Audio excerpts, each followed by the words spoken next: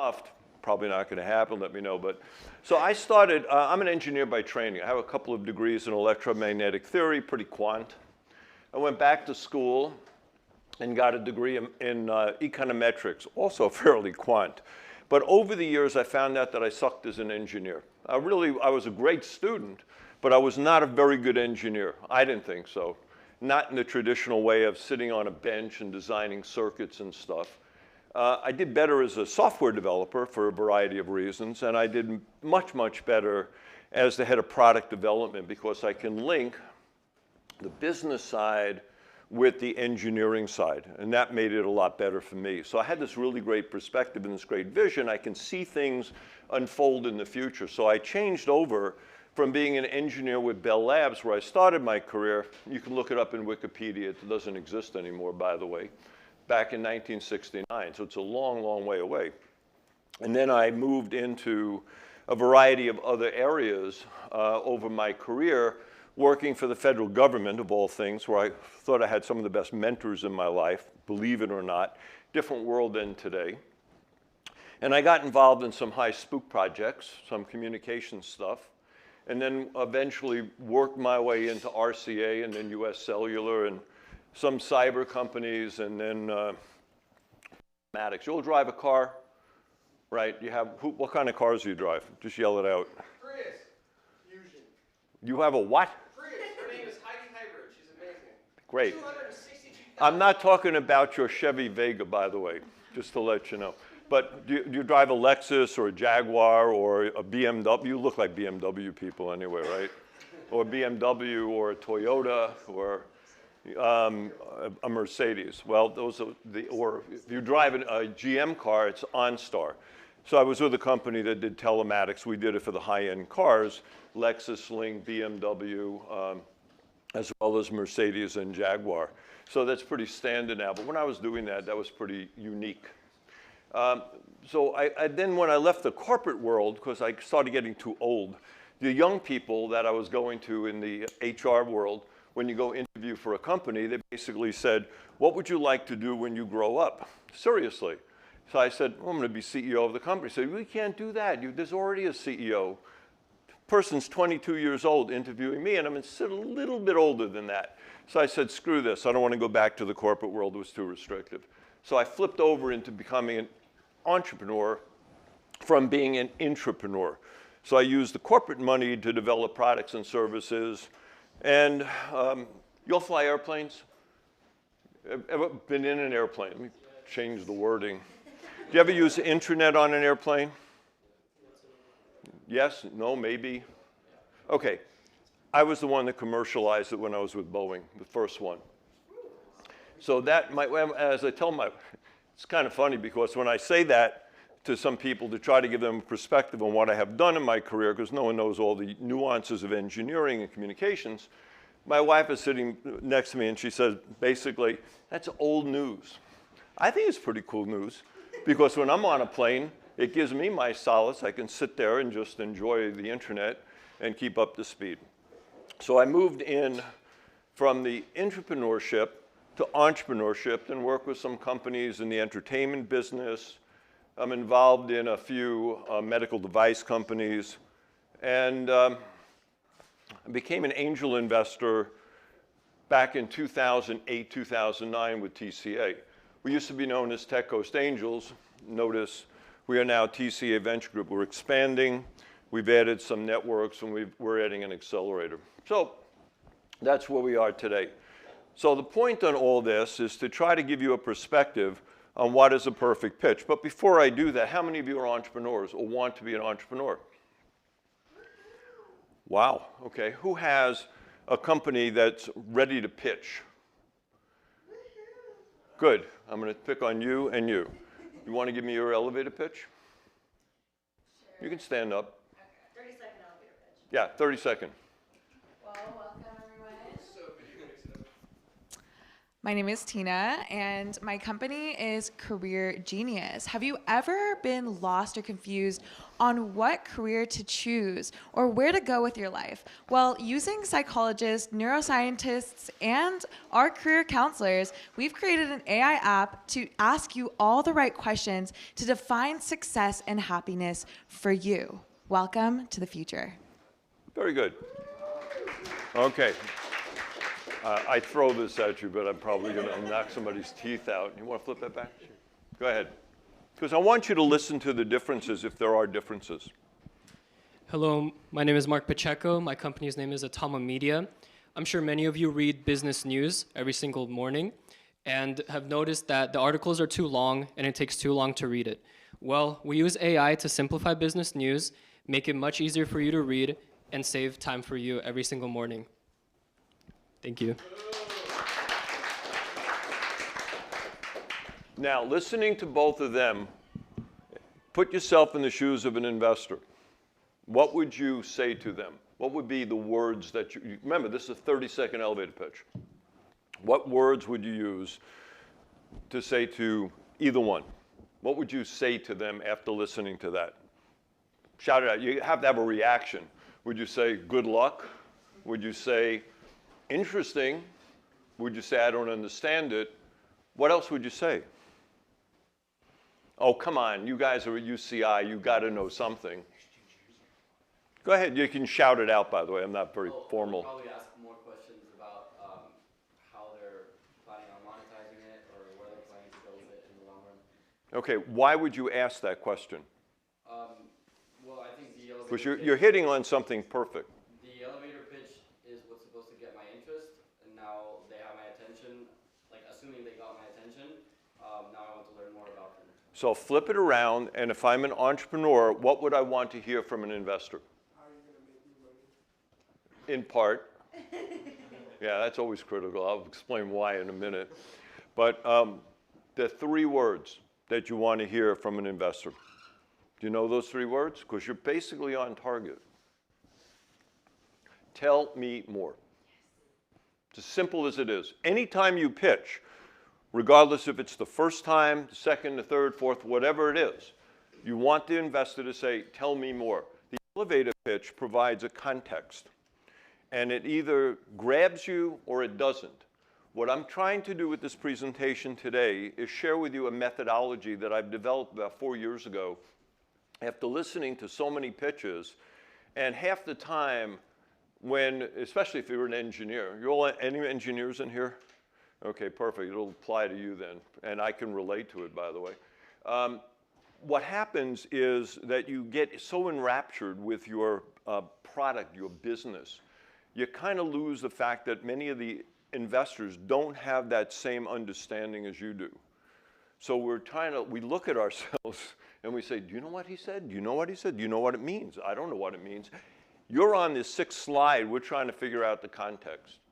So the method that I came up with is, how do I now help people determine, help the entrepreneurs determine what you need to do in a systematic process to have the best shot at success in getting funding. And it's a process. So what I'm trying to do now is share with you a methodology that gets you to get the investor to say, tell me more. That's really the key. And your first thing when you do your presentation, I was interested. You missed a few points, but we're going to cover that, what you need to add to your elevator pitch to make it better. Same with your pitch. But the question in my mind as I was listening to you and I was listening to you, sorry I don't remember your names, but is, do I want to hear tell me more? And the answer is on both of you, yes. I would like to know a little more to really get me motivated.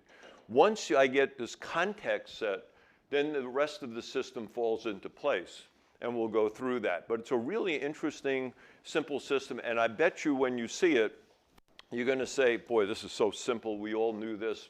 What's the purpose of listening? And then I remind you back in the Stone Age when you're trying to move a cart, people were developing square wheels. This is the circular wheel. That's all I can tell you. But the goal here and the purpose of a pitch, tell me more until the person says, enough. I've told you enough. I understand enough, I'll just invest. That's the holy grail. Fair? All right. So before I get into it, I just want to make sure everyone's in sync with what the different kind of funding processes there are. So, and show you and give you a perspective on how angels think, because I think this is a sales process. David, real quick, because we're going to do split screen, if you could speak to either one side or the other, and then we'll pull up to. So as long as you don't speak in front of that, so you can cheat to the right or cheat to the left. I know, it's a lot. Yeah, that's going to be tough. Stand in the middle. You can't stand in the middle. No, because watch this. If you want to see here, we've got you side by side, and so I'm going to zoom into your face over here since you're going to go over to the side. Keep on. And you think I'm going to make it easy for you, Ryan? All right, I'll try to stay on this side. I got to use my good eye then. Yeah, right. All right, so I'm going to go look at this screen then. So I wanted to also share with you something that you have to understand when you pitch to an angel. When we, or a VC, or any of the investment community, when we look at a deal, we look at two things. We look at the business viability, and we'll talk about how you can tell your story. And then we look at the investability, okay? And here's the reason why. When you think about this when we go through this chart. This shows you a timeline and a profit curve, and it also breaks it down into different stages of growth of a business. Okay, so you can see the stages of growth and the 6 of them, and then you can see the profit curve. The first thing you do when you have an idea is you put your own money in, and if you're lucky to have a family, they'll give you some money.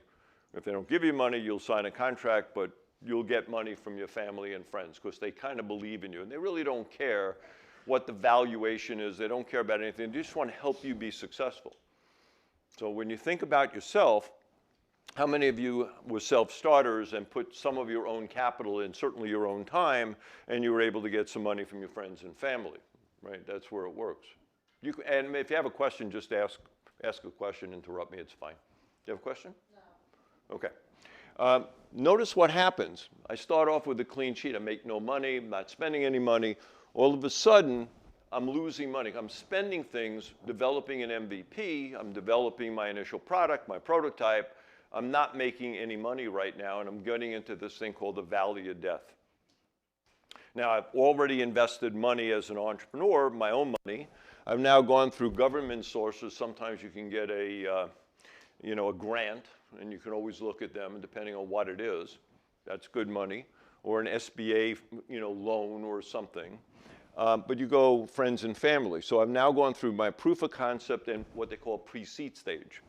The next one, as we hit the depth of the valley of death, that's when you start going to angels. Now, we're looking at it, you're already negative, probably making no money and having losses, and you're asking us to fund the potential that you're going to make this into a very good business. Not only a good business, but an investable one. And when we look at a good business, it could be a great business for you. You can make a couple of $1 million a year as a small business and live a fantastic life, be a multimillionaire. But when we look at it as angels, we want to see that business massified. We were talking about MindBody before. That, no MindBody or Green Dot. We invested early stage in those kind of companies. We are trying to look at investability in the context of finding a return that is going to give us 10 times minimally the amount of money we invest over a period of time. Why? Do you know why? How many startups fail out of 10? How many are successful out of 10? Yeah, we want that one to be a really, really big one. But 6 will probably die quickly, and so you have to have a good tax write-off. That's the way we look at it. 2 will be kind of like meandering around, and maybe 1 will hit a couple of times return, but the 1 out of 10 we want to hit high makes up for all the other loss. That's why you diversify. And that takes us into a whole new realm of the way many of the angel investors want to invest. So now I've gone through you've gotten money from the angel investors in what they call early stage seed VCs, because the VCs are going downstream. They want to get in a little earlier. Higher risk, higher potential, okay? And then as you move along, you're seeing all of a sudden your prototypes are making sense, people are buying it, you have proof of concept trials. Oh, I gotta be careful. Okay. Proof of concept trials, you're getting early revenue, and now you're starting to build up revenue. And the VCs, or the vulture capitalists, as some of you may say, come in and say, wow, you've de-risked the business. We are now confident that your business will succeed, and we would like a share of that business, and we want to buy in, which is great. They'll extract a higher percentage than the angels will. They also will require other things on governance, put people on your board, drive you crazy, but have activist VCs. Not that we're not activists, but that's what normally happens. And then as you really grow and you start becoming a public company, you may get somebody, or a large company, you can either go public or you can get bought out by a private equity firm. And you know, that's the way the world works. We're talking about people in this valley of death, angel, seed, and early stage business, okay, which is probably most of you are in pre-seed or early stage, or will be. And that'll probably be for a year, 2, 3, 4 years, okay? Questions so far? Okay. Why do startups fail? This is really critical. Because one of the things that we also look at when we look at startups is what are your risks and how are you going to, a priori, know what that risk is and figure out contingency plans to sort of buffer that risk.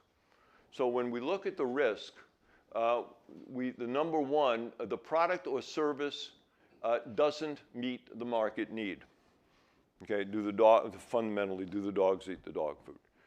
And many times the answer is yes, many times not. Number two, lack of liquidity. We see this more and more. You burn a lot, there's a thing called burn rate. Make sure you understand burn rate, monthly burn over a period of time because it affects how your funding is going, when you need funds, how much you need. And we've seen in TCA's point of view, especially during COVID when you had those issues, a lot of companies went kind of like by the wayside because they had no capital, they weren't liquid, so you have to manage your cash well. So you either do it as the CEO, you do it because you have a good COO or a good CFO. But cash flow, cash management, very, very critical. The other one is team failure. Now, while this is third on the list, when we flip it around and we say, why do we want to invest in a company? We look at CEO and team as number one, product market fit as number two.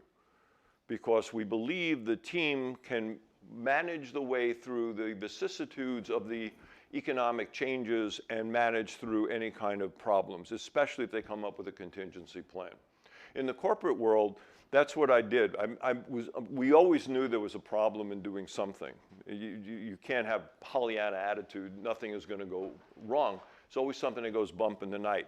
Figuring it out early on and doing white team, black team, that's what we used to do in the government, the good people, the bad people. And we used to do scenarios, and we can figure out what can go wrong. You need to do that literally with your startup. You do it with your team, you bring in your advisors. Where are the risk elements? And we may be able to cover some of them later, but there's some mechanisms to do that. We go down the list, pricing or cost, competition, lack of a clear business model. We don't see that, by the way. Business models today, they're fairly common, especially if you do SaaS. We're going to charge you an NRE. We're going to charge you per seat. We're going to charge you per acquisition. We're going to charge you by X. You know, so we're always hearing these. It's a part of the SaaS model today. Bad user experience. We can talk about that. Poor marketing, failure to respond to messages. In other words, bad customer service and support. And the other one just could be just bad timing. You know, I've known a lot of companies that started during the COVID crisis, and all of a sudden you start wondering, is it, you know, can they really be successful? We had a company we invested in January of that year. COVID hit in March. They were out of business in May. They didn't have enough. Part of the reason is they didn't have enough cash, and they couldn't raise enough money to sustain. So they said, that's it. Took the tax loss. Unfortunate. All right, there are 5 questions that you want to address as an entrepreneur, and these are 5 questions that we, the angels or investors, want to ask. You can read the entire list, but I'll cover the main highlights. Is there a market and is it growing? Okay? If it's not a growing market, we don't want to invest. Is the market going down? Is it sideways? Or where do you see it? What's a hot market today?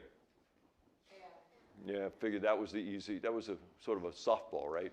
AI. Anything AI oriented was good. In the 2000s, it was anything that put a .com next to the name. Pets.com, Stamps. Some of these still exist, but you know, the .com raised your valuation. Seeing the same thing with AI. Number two, can you make the product or service? What's sustainable? What's the difference that you have on, based upon a technology? So when I listened to your pitch, I didn't hear what was different than what's out there today. Okay, same with yours. I didn't see anything that's sustainably different. It was a good idea, but I'm wondering, how do you make it different long term, and why are you different than who the major competition is? So there's a trick to do that. Very simple, actually. Number three, and by the way, having IP and having good technology doesn't necessarily mean anything. You know, you can break a patent in different ways. You can approach a technology solution in different ways. But having a good technology helps. But also an IP and what we call strategic control points are things that you may have with a partner. You may be in a frozen food business and all of a sudden partner with Birdseye, who has all the great, or Green Giant, who has all the great shelf space in a supermarket. That's strategic control. That's a great way to get a sustainable advantage, especially if you lock them up long term, okay? Can you make the product or service? We covered. Can you make money?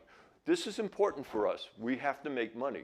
We have to have a good return. Business could be good, great. There's the business side, there's the investability side. So we want to make sure that not only the business is good, but it can be massified, grow substantially because the market's large, have a sustainable advantage, and then we can you know, show a good financial return. So we'll look at things over a 5-year period.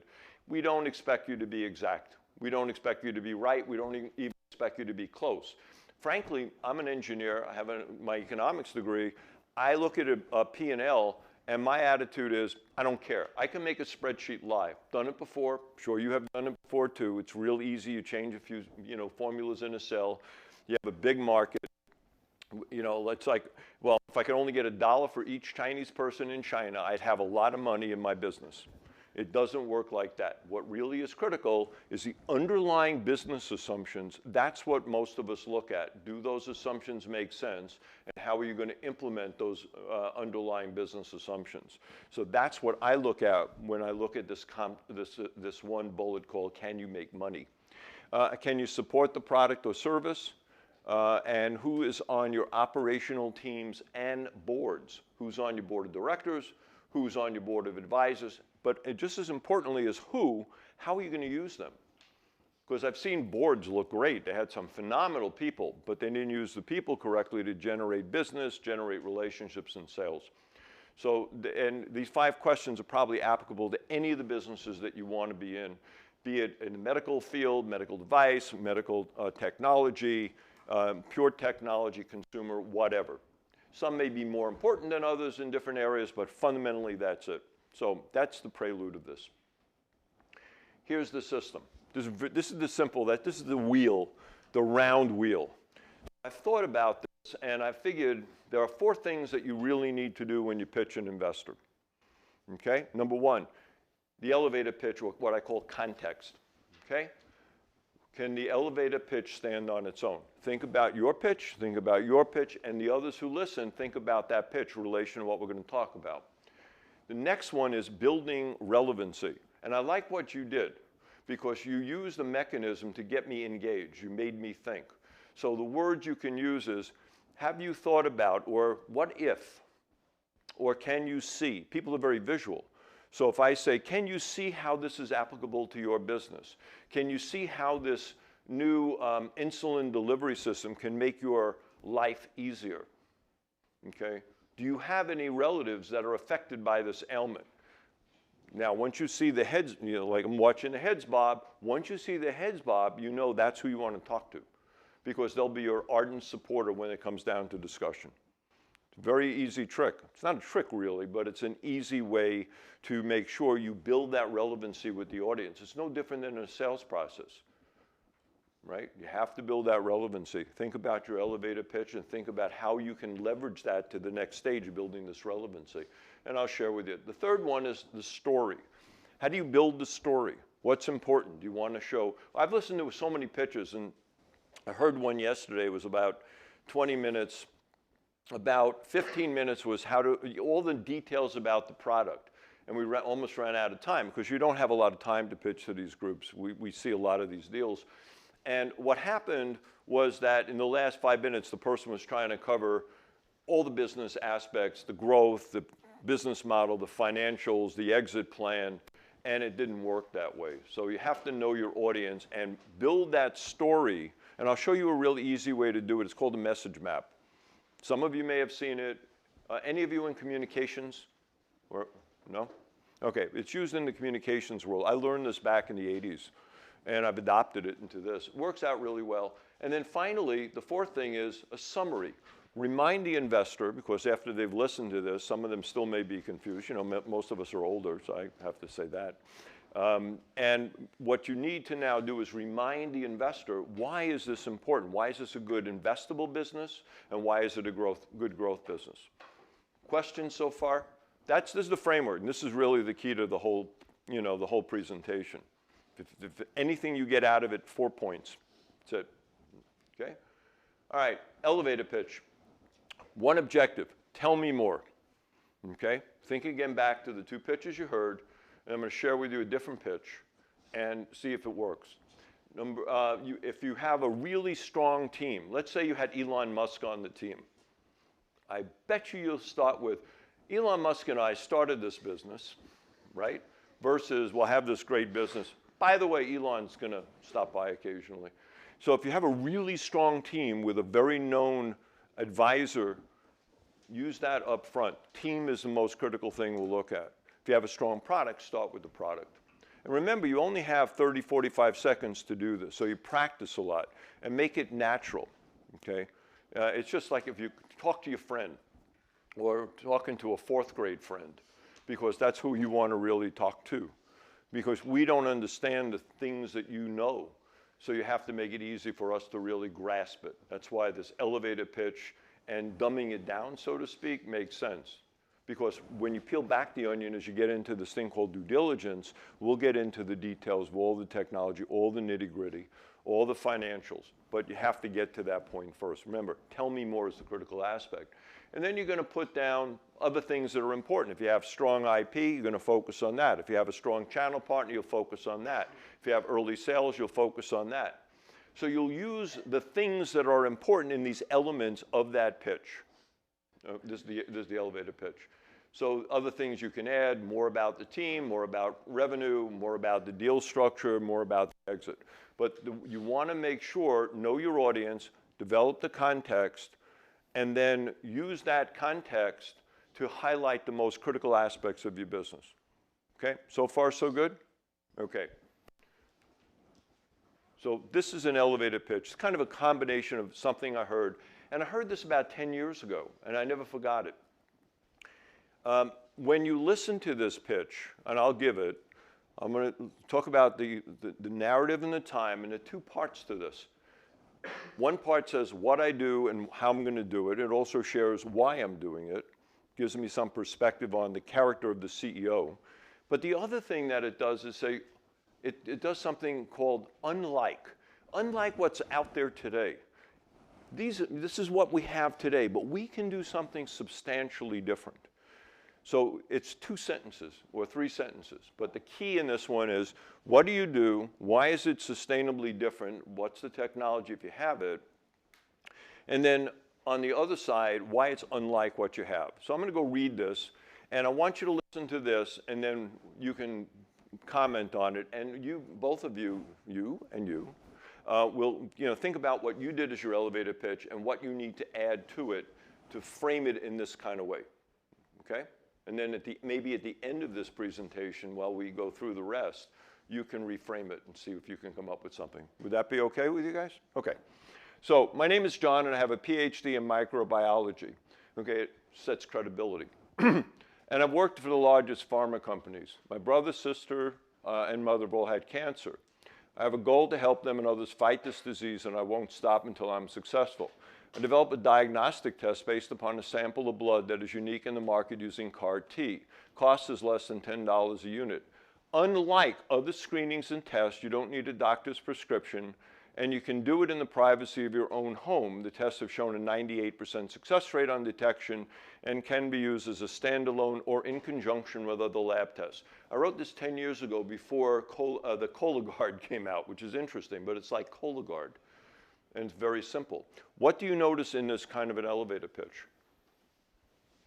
Go ahead. It's focused on the product because I feel like the product is the main drive behind it. Okay. What else? It has a lot of context and creates empathy. Creates emotion. If you were investors, and you remember the investors are older, they have more experience, but they have more, as you get older, you wind up with more diseases, or you or your family or others have diseases. This can touch most people. Talking about cancer, it becomes an emotional thing. So there's an emotion built into this elevator pitch to get them to say, I'm interested, tell me more.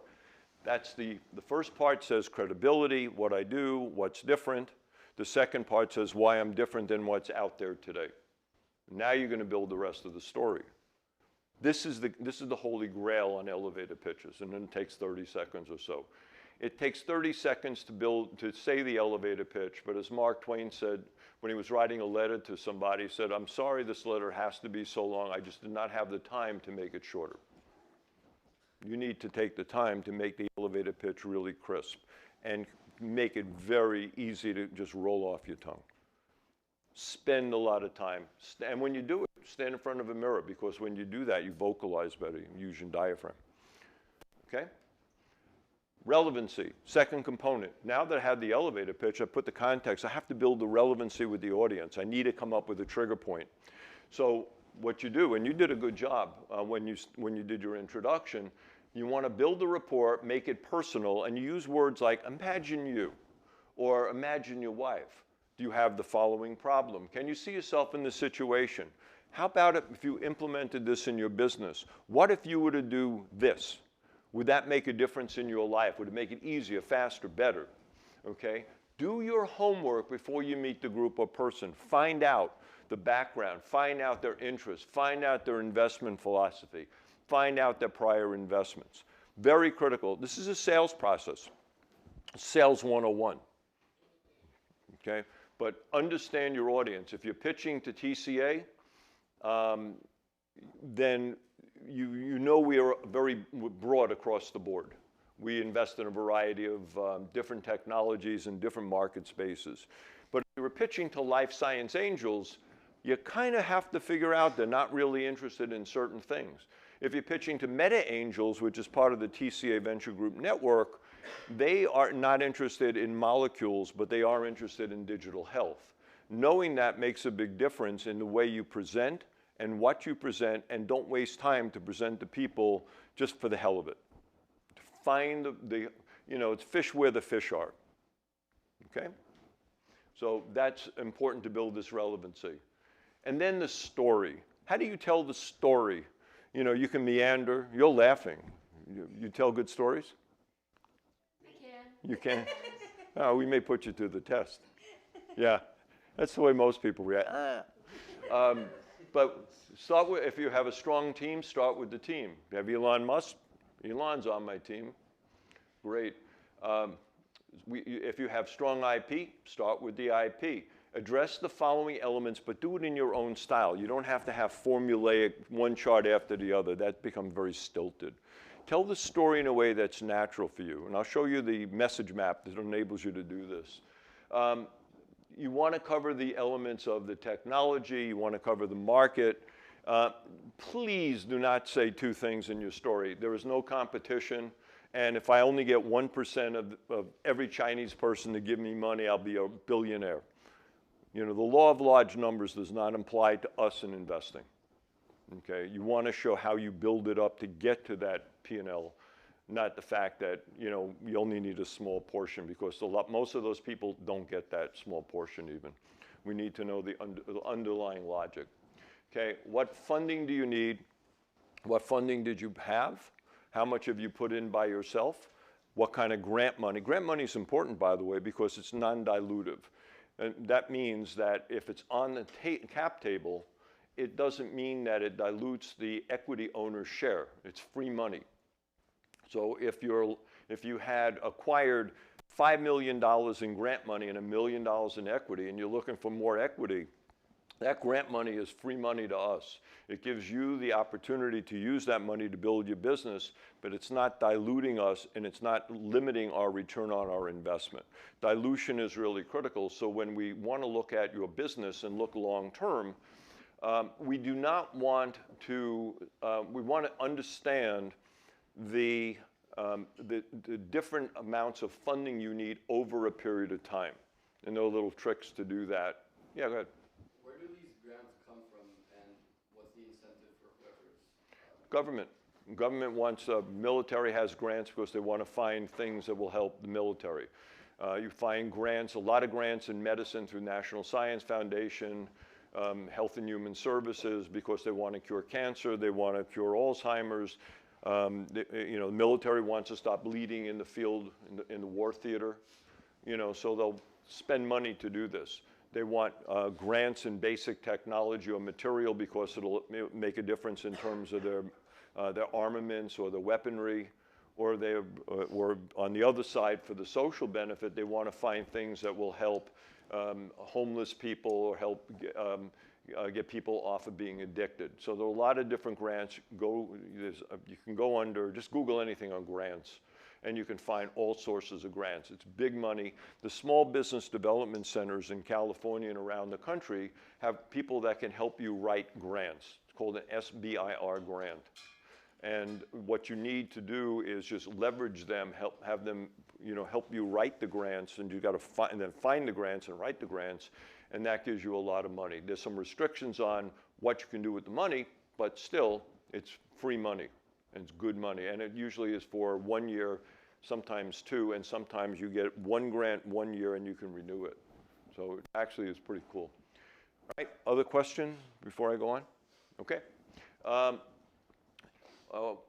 We talked about funding and what do I need to succeed. How will you execute the plan? Really critical, who's on your team, who's on your board of advisors, who's on your board of directors. How are you going to use them to execute the plan? What is the plan you're going to execute? And just don't tell me, we're going to use influencers in social media. Everyone says that. What kind of influencers? How are you going to use them? You're going to use micro-influencers? You're going to use large influencers? You're going to be able to get them to help out, or are they just going to be more passive? We're working with a company, I can't tell you the name. 9 minutes left. I may have to speed it up, or just ignore it. One of the two. Yeah. So we're working with a company that's looking at contracting with Derek Hough from Dancing with the Stars. Big influencer. It's in the dance shoe business. Pretty good. That becomes really critical. Name the person. And then what are the risks and impact? We put optional here, but know up front what your risks are. And then what is your exit plan? Because we don't make any money until you exit, okay? So how do we do the story? Well, I'm not covering these 2 points. David Oshie has covered these many times in a variety of ways, and I'm sure your professors have. But fundamentally, start with a business model canvas, fill it in. These slides will be available to all of you. You don't have to read this, but use this as a baseline, but the real key is this message map. See how fast I went through 3 slides, Ryan? Love it. Love it. This is a simple way to... And time. Huh? Just kidding. Okay. Simple way to structure the story. There's a home base, supporting pillars, and proof points. Has anyone ever used the message map? Anyone heard of it? Oh, good.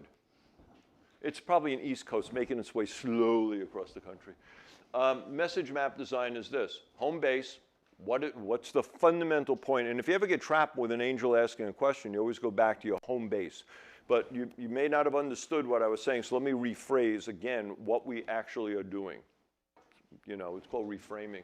And then you have pillars, things that support the home base. And then you have proof points, and that's going to be, in essence, what you're going to put down in your presentation. In this case, this is from a company that I used to deal with. I was a consultant. Aardvark offers 3 levels of service: scheduled and on-demand and do-it-yourself, from qualified and responsible suppliers at a cost less than other competitors for both users and suppliers. So it's a marketplace, basically. But that was the home base. Now, how do I tell the rest of the story? So we tell the rest of the story by filling in. And what I find in this case, the important points in this one were the technology, right? Before you had Uber, you had taxi cabs. Technology was real critical. Think about this as like an Uber-like, make it easy. How did the financials look? How are you going to build the customer base? Customers are always critical. Without customers, you can't really do anything, right? Yeah, right? Yeah, very important. I know you don't care as much or pain in the neck, but they actually are important to you. And then who's on the team? I always put team, technology, financials. You can add customers. You can even add a 5th one. And again, this all supports that mid-level thing. So in this case, mid-level home base, in this case, we have 3 patents. We have middleware to connect to suppliers.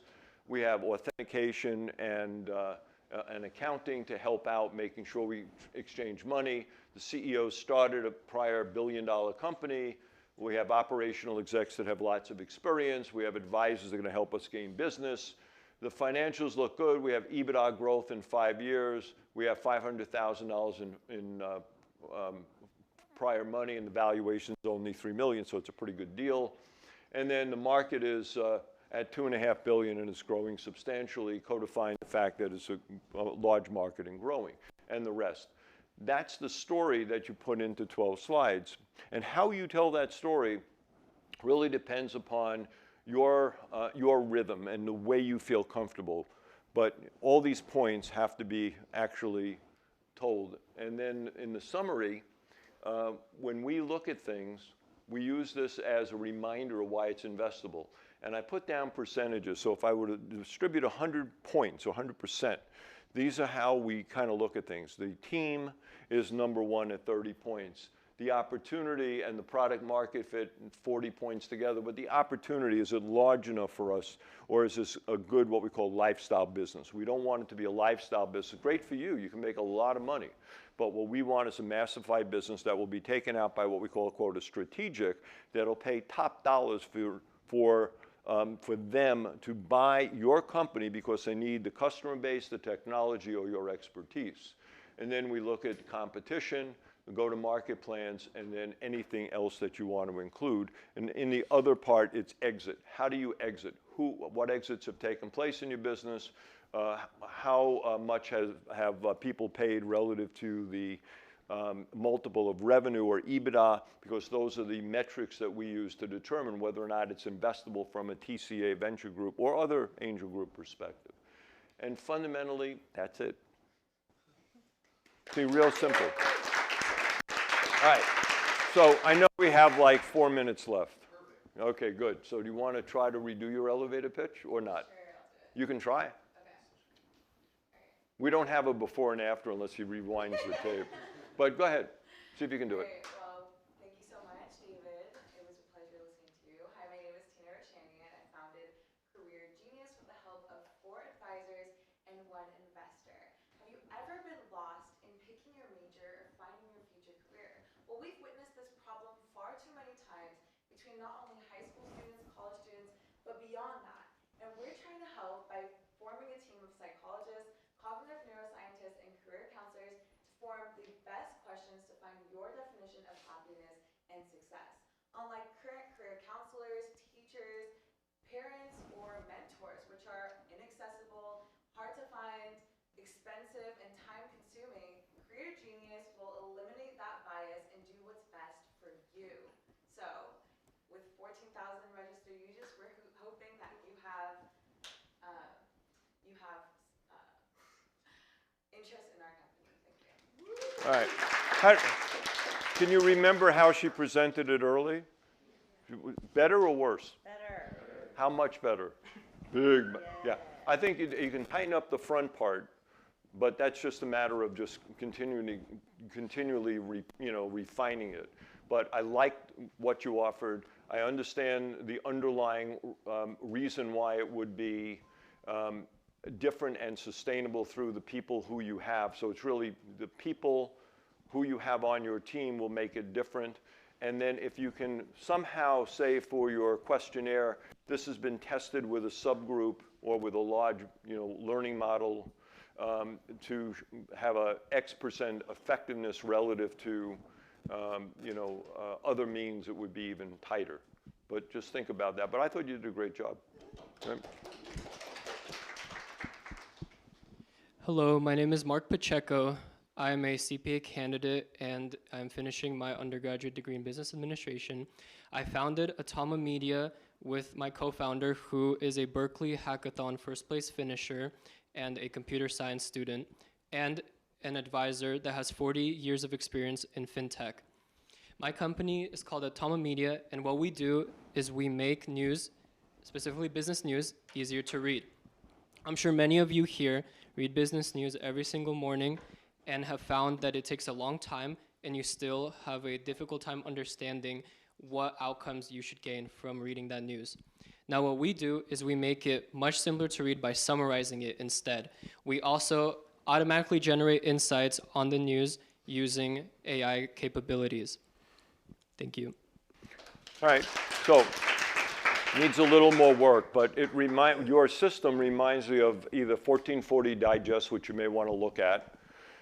Number two, there was an old magazine called Kiplinger. They would actually summarize things so you'd get the snippets and then have the full article. But yeah, very good. I like it. You may want to focus on how the AI works and maybe even some of the cost elements, that it's free or it's a freemium service or whatever. But much better too. So I'll take any question. Yeah, give them both a round of applause. Great. So any questions that you have, anything is valid. TCA, by the way, I forgot to mention that TCA Venture Group has 400 accredited investors across the United States, few outside of the United States and Canada. We invest in a variety of different businesses. If you go on site, www.tcaventuregroup.com, go under communications or resources, you can look at our annual report, see what we've invested in the past. You can also see some of our bio. So if you ever make a presentation to one of us, you'll know what we do, how we do it. Makes it real easy. Any questions that anyone might have? Sure. What would you believe is the biggest element that strong entrepreneurs often miss in their pitch that could be a make or break point for them? What a strong entrepreneur misses? I think sometimes they miss what additional funding is needed or the risk that they're going to face and how they're going to handle the risk. That's why I like to always see it, if not in the presentation itself, in the due diligence. The other thing that I think is important, especially with a technology platform, and they miss it, is they say, we're going to do this business, but if it's a platform approach, I'd like to see how the products evolve over time and how much investment is going to be required to have those different products. And finally, when you look at the P&L, don't look at just one number for revenue. If you're dealing in different markets or you're dealing in different products, break that down to what we call routes to revenue. That's really important because now I can understand A, how it's built up, and B, if something goes wrong in one market space, how you're going to compensate in another. It's a great question. Yeah. One of the slides you talked about business assumptions that kind of had an example of a bad business assumption being like, if I just get 1% of China, I'll be a billionaire. What are some of the good business assumptions that you look for when companies pitch to you? God, usually we focus on the bad. I mean, don't really hear the good business assumptions, but a good business assumption would be how are you going to find your customers? Where are you going to find them? Are you going to find them through influencers? And what percentage are you going to get through influencers versus direct sales versus other channels? So it's literally breaking apart the element within your P&L and making sure that you can understand how it's being built up. That's best I can say. I can tell you bad business assumptions. We have no competition if I only got 1%. I mean, because those are glaring, and we turn off to it. But good business assumptions help us understand the model and help us believe in the credibility of the CEO. So let me put it from that perspective. Okay. Ooh, we're gonna save the rest of the questions. David is gonna be here for a second, but we want to introduce Gabriel, the Okay. founder of Can of Soup. After we clap for David. Yes. Now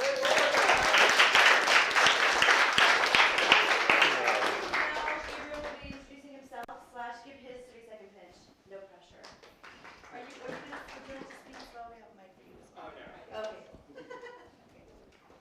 Hi. The Zoom, yes. It's for the Zoom, I see. Okay. Hi, my name is Gabriel. I work on an app called Can of Soup. Can of Soup is a social media app where you can make AI photos of you and your friends in imaginary situations. So you can make a photo of, I don't know, me and Ryan scuba diving while playing chess. With elephants, maybe? With elephants, whatever you like. And share with your friends or on social media or within the app itself. All right, so David, this is a YC company. You want to give some real-time feedback on his pitch? I'm not sure I understand it yet. Well, I understand what you're trying to do, but why would I want to do it? And how big is that market? I think it's something oh, there you go. This, perfect.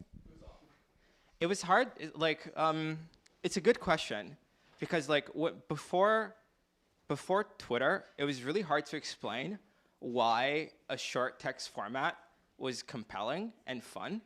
So it's almost tautological, but when you use the app and you make a photo, it's fun, it's rewarding in a world where you can make anything, whatever you do is an expression of who you are.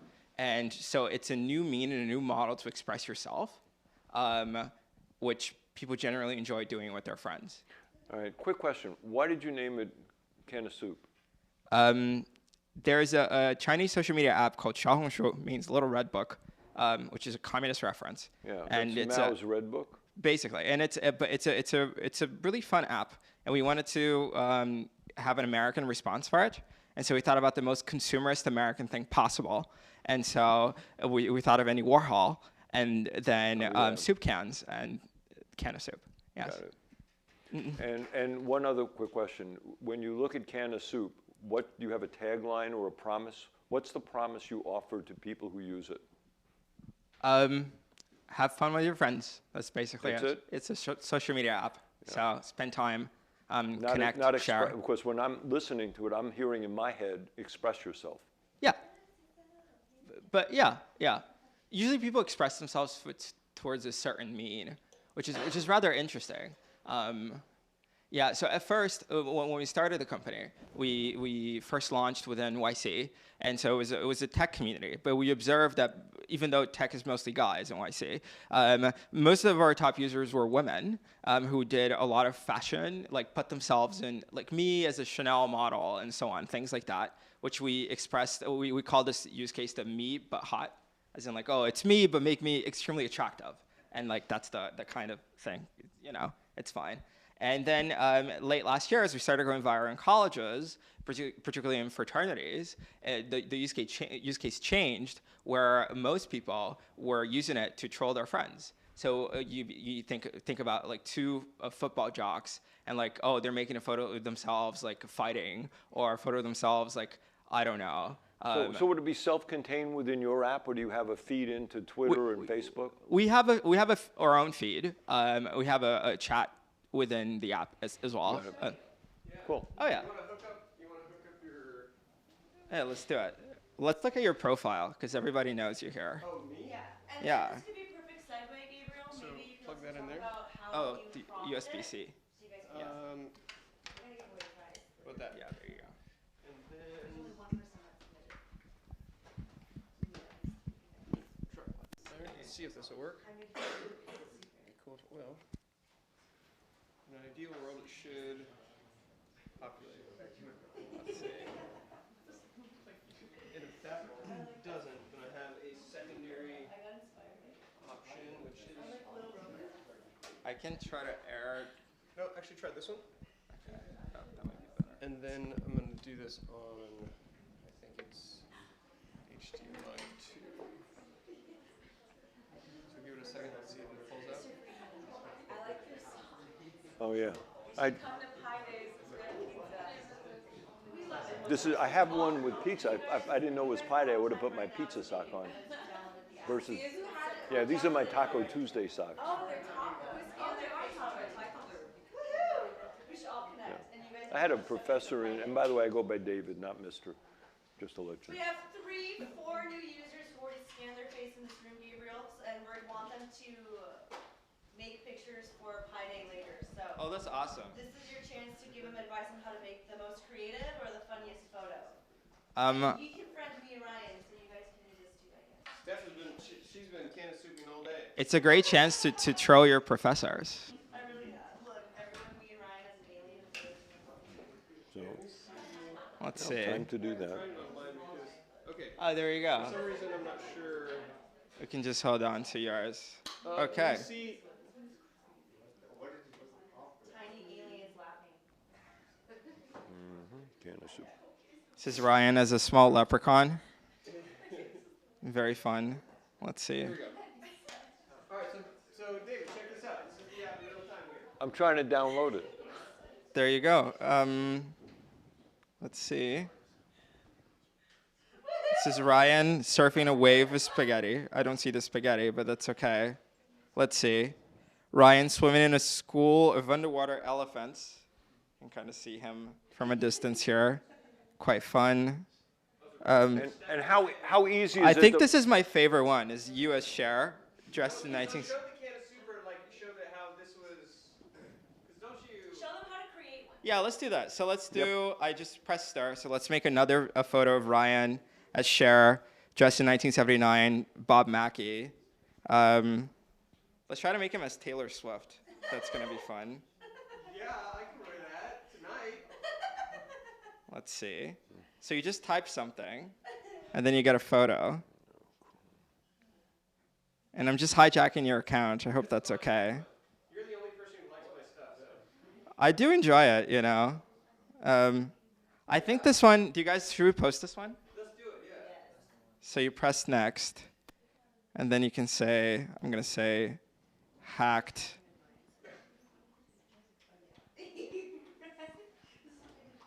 And then press share.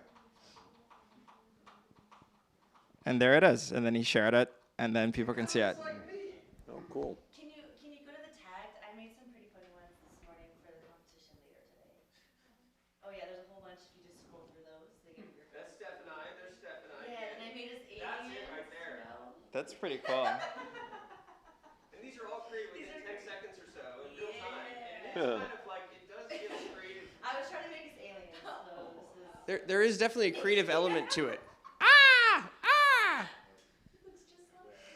She was giggling all morning though, right? But to be honest, and I'll ask you this, Gabriel, initially she was a bit fearful of like somebody can take my face and put it on anything and put me in a picture with them. Like, is this a change in how people are thinking? Only friends can make photos of one another.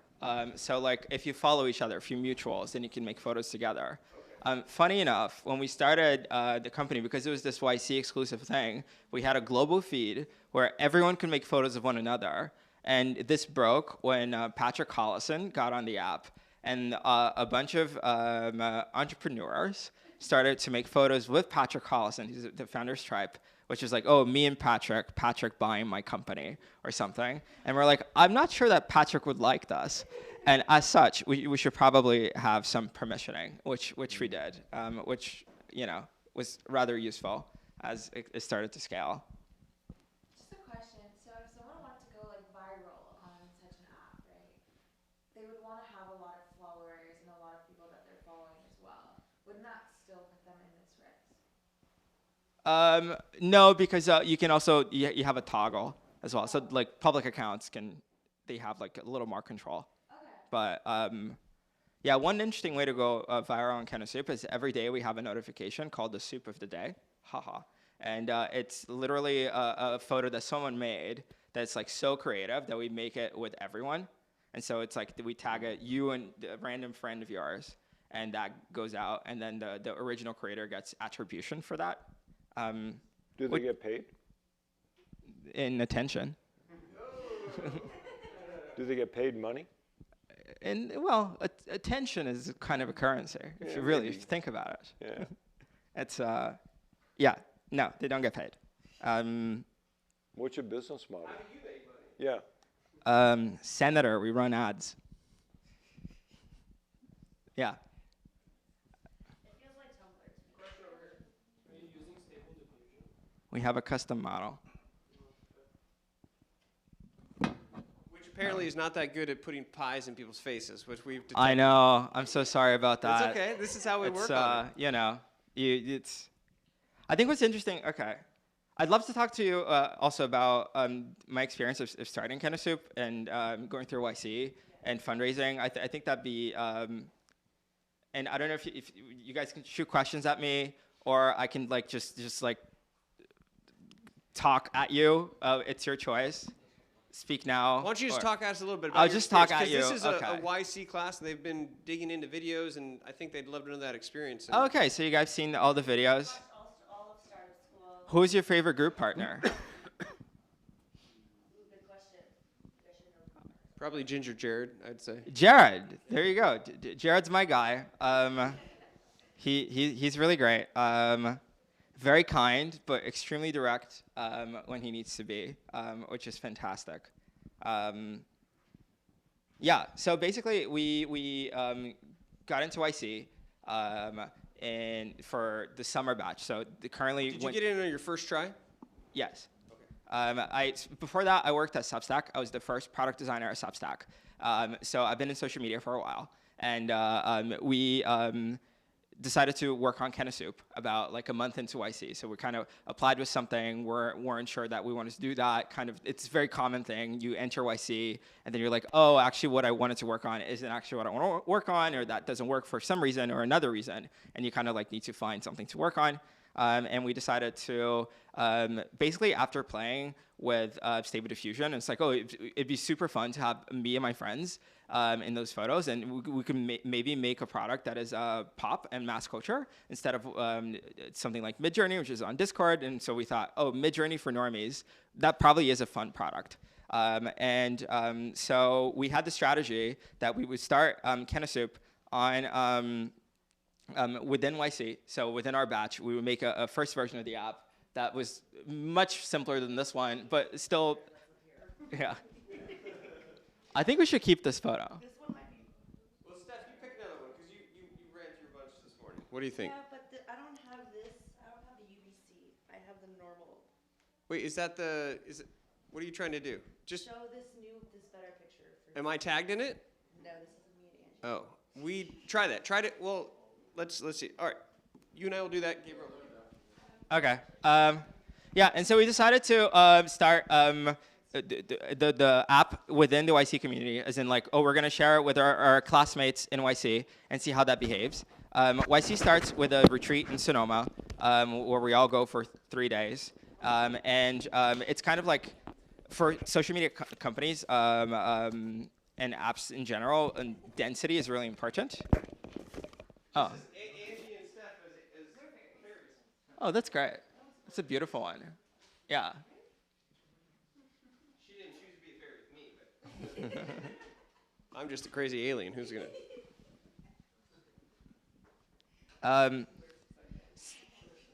Yeah. So yeah, we started within YC, and as it started to take off, we opened up to tech. And at some point, when we raised our seed, it was very common for so in venture capitalists, their structure is that they have general partners, then they have associates, and the associates are like first year, second year out of college, and they're much younger, and so they were like, I don't get this thing. This is weird, but can you try it? And if you like it and your friends like it, then maybe there's something there. And that's how we actually ended up getting into colleges. The first two colleges that adopted us were Purdue and Tulane, which are pretty random colleges, which is very interesting.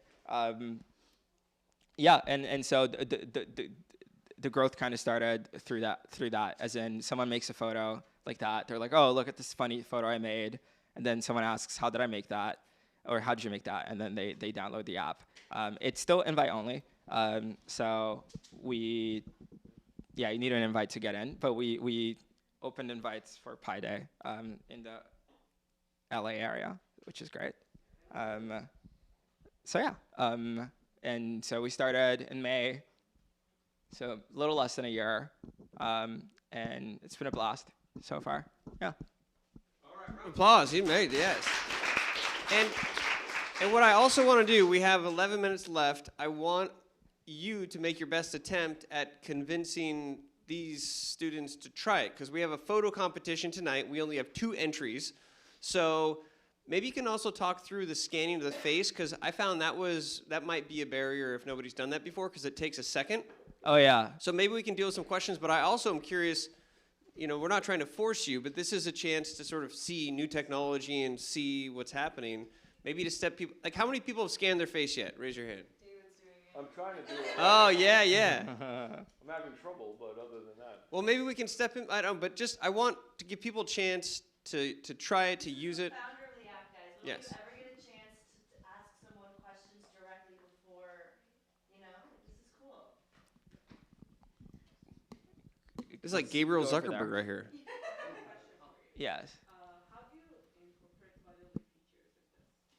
Including any bodily features, religious, I don't know, interest, anything that someone might not be interested in, or differently be interested in incorporating in these. I mean, you make the photos, right? So you can describe. We can usually infer your body from your face. With surprising accuracy. We didn't expect that. It was kind of, as you make an embedding of, technically speaking, as you make an embedding of a person, the model has some knowledge of like, oh, as if you look like this, you're kind of, this is probably what your body looks like. So based on your face, it can guess your body as well. But If someone is, for example, disabled, but you, we won't capture that. Yeah, you can. Yeah. Can you guys still see? Yes. How long were you at Substack for? Almost 3 years. 3 years. And do you have any prior projects like similar to Can of Soup or any other venture? I made a museum app that I sold when I was 17. I think that's it. Yeah, I think everything in social media was mostly Substack. Yeah. If you don't mind me asking, what was the company you initially went in with for YC? Oh, this is a really weird thing. Basically, I did plasma physics research in college, and so I was 2 years out of college, and I was thinking of going to grad school. I didn't like the prospect of grad school, and so I said, oh, I'll just fund my own research. And so it was a chip manufacturing company using plasma physics. Very different, but I very quickly realized how expensive it is to manufacture chips, and it didn't really feel like the right thing for me. And so I decided to stay in social media. But it was good to run the experiment, falsify it, and yeah. All right, David, have you done your face yet? Is everybody else? Let's take a moment and open up the app and scan our face. Let's see user experiment here. See how this works. If you want. If you want. Well, yes, this is not mandatory. I feel this feels like torture, It's, Well, this is, again. Let me give you some context. Students, all of their finals are next week. This is probably like their last class of the week. I see. It's just So they deserve the torture. Yeah. It's to be a fun mindfulness break, guys, but there may be a little delay in responses. Go ahead. I'm stuck on a screen that says you can create photos soon. We're still learning what we look like. Yeah, it takes like 20 minutes to learn what you look Oh, like. okay. So even if Yeah. you scan now, it'll be 20 minutes. Yeah. Sucks, I know. You have until 4 p.m. to enter into the contest. But okay. Okay, so let's go back to questions. Go ahead. Oh man, Lighting. lighting. I know. We're working on that. And you can rescan. Yeah, you can rescan on your profile. I was way more bald the first scan. The second scan, I was less bald. I want to make a can of soup with David. He looks like he's poking away here. No, I'm sending it to my daughter. Oh. I mean, my daughter's creative director for ABC. I wanted to get her reaction. Perfect. Perfect. And normally it's not positive.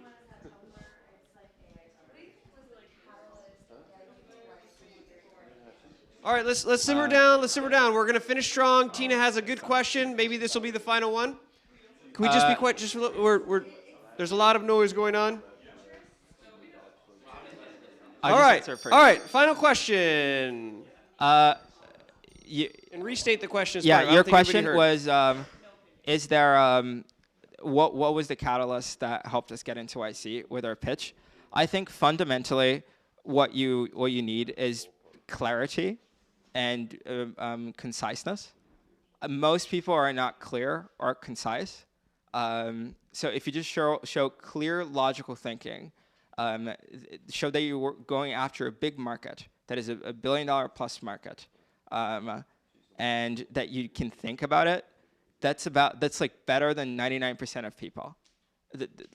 I cannot overstate how low the bar is. So just be clear. I think that was a superpower. I can forward you my YC application if you'd like. I read it recently, and it was very clear. Like it was like good writing. Yeah. All right, give a round of applause. Nice. All right, shall we take a group photo of it? You want to stand in the middle here? We'll do a little group photo. In the middle. Free to talk to David and Gabriel for as long as they want to stay, so you guys can harass them with questions. All right, we got Candace Soup coming up here. You're going to look at this in like 10 years and be like, I was there, I met this guy. All right, David, let's get you in here too. Let's get you in here. And if we don't see you, you can maybe move a little. I'm going back and far high up here. All right.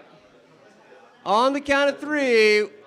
1, 2, and he's zotting as well. Nice. All right, round of applause for both of our speakers. Connect with them on LinkedIn. Thank them. This is all part of the networking matrix. Yeah, one connection is more powerful than 10 more million. An angel investor in a YC. VC and a funded company by VCs. It's a magical moment. And now he's forwarded this on to his daughter, and who knows what's going to happen. That's how the crazy world works. All right. Thank you, everybody. Congratulations on making Week 10. Good luck on your finals. Come to Pi Day tonight. I'll have slides, but you guys are just turning your concept paper into a 5-minute pitch. How did you get don't have to stress about how pretty your pitch deck looks. I had a question.